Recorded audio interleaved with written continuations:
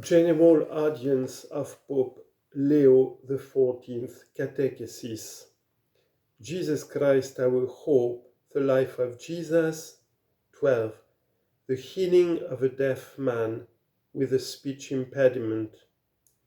They were exceedingly astonished, and they said, "He has done all things well. He even makes the deaf hear and the dumb speak." Mark chapter 7, verse 37. Dear brothers and sisters, with this catechesis we conclude our journey through the public life of Jesus, marked by encounters, parables, and healings. This time in which we live also needs healing. Our world is marked by a climate of violence and hatred that demeans human dignity. We live in a society that is becoming ill due to a kind of bulimia of social media connections. We are hyper-connected, bombarded by images, sometimes false or distorted.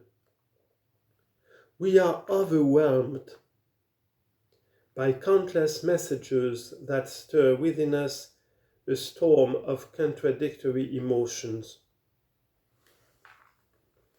In this scenario, it is possible that within us arises the desire to turn everything off. We become to prefer not to feel anything anymore.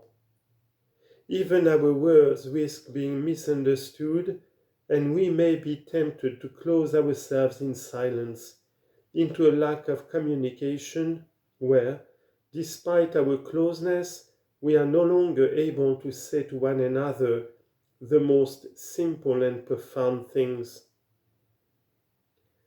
In this regard today, I would like to reflect on a passage from the Gospel of Mark that presents us with a man who can't speak or hear. Mark chapter 7, verse 31 to 37. Just as it can sometimes happen to us, perhaps this man chose not to speak anymore because he didn't feel understood. He chose to shut off every voice because he had been disappointed and wounded by what he had heard. In fact, it is not he who goes to Jesus to be healed, but others bring him. One may think that the people who take him to the Master are concerned about his isolation. The Christian community, however, has also seen in these people an image of the Church, which accompanies each person to Jesus so that they may listen to his word. The episode takes place in pagan territory, so we are in a context where other voices tend to drown out God's voice. Jesus' behavior may initially seem strange because he takes this person aside. In this way, he seems to emphasize his isolation, but on closer look, it helps us to understand what lies behind the silence and closure of this man, as if Jesus had perceived his need for intimacy and closeness. Before anything else, Jesus offers him silent closeness through gestures that speak of a profound encounter. He touches this man's ears and tongue. Jesus does not use many words. He says only what is necessary in that moment: be opened. Mark uses the word in Aramaic, ephatha, as though to let us hear, almost in person, its sound and breath. This simple and beautiful word contains the invitation that Jesus addresses to this man who has stopped listening and speaking. It is as if Jesus were saying to him, "Be open to this world that frightens you.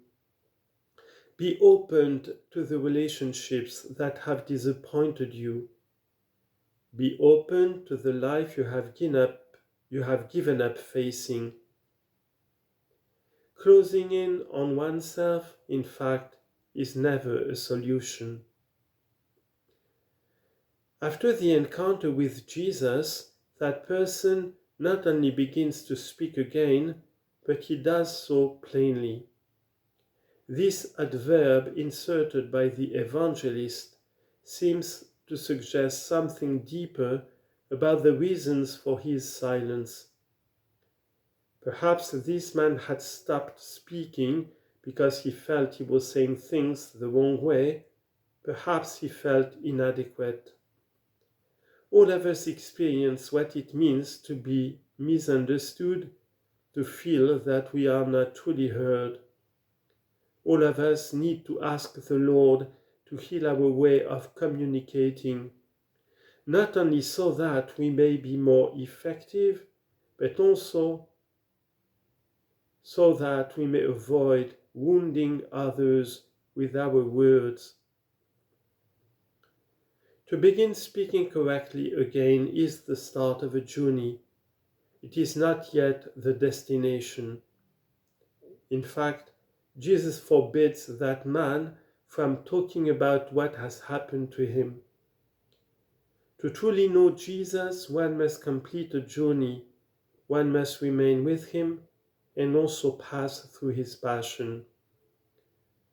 When we have seen him humiliated and suffering, when we have experienced the saving power of his cross, when we can say that we have truly come to know him, there are no shortcuts to becoming disciples of Jesus.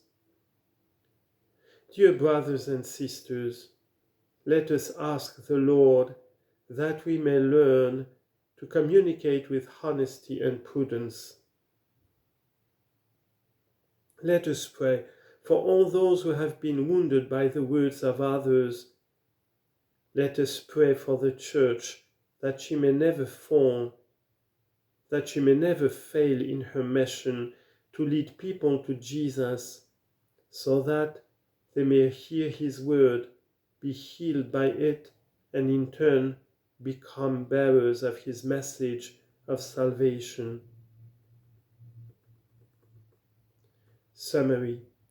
Dear brothers and sisters, in our continuing catechesis on the Jubilee theme of Jesus Christ our hope, today we conclude our reflections on Jesus' public ministry with the healing of a deaf man who had a speech impediment.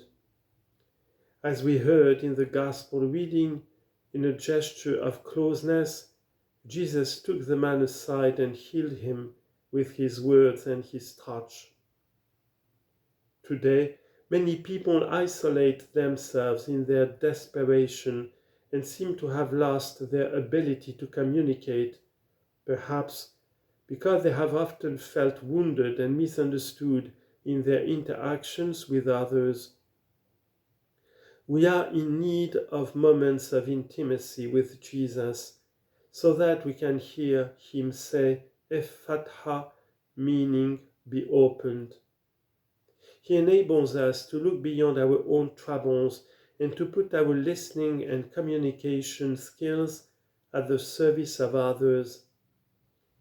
Just as the deaf man's friends brought him to Jesus, so we too are called to become witnesses of Jesus' healing power and to bring others to him so that they can listen to his words, experience his touch, be filled with hope, and be healed.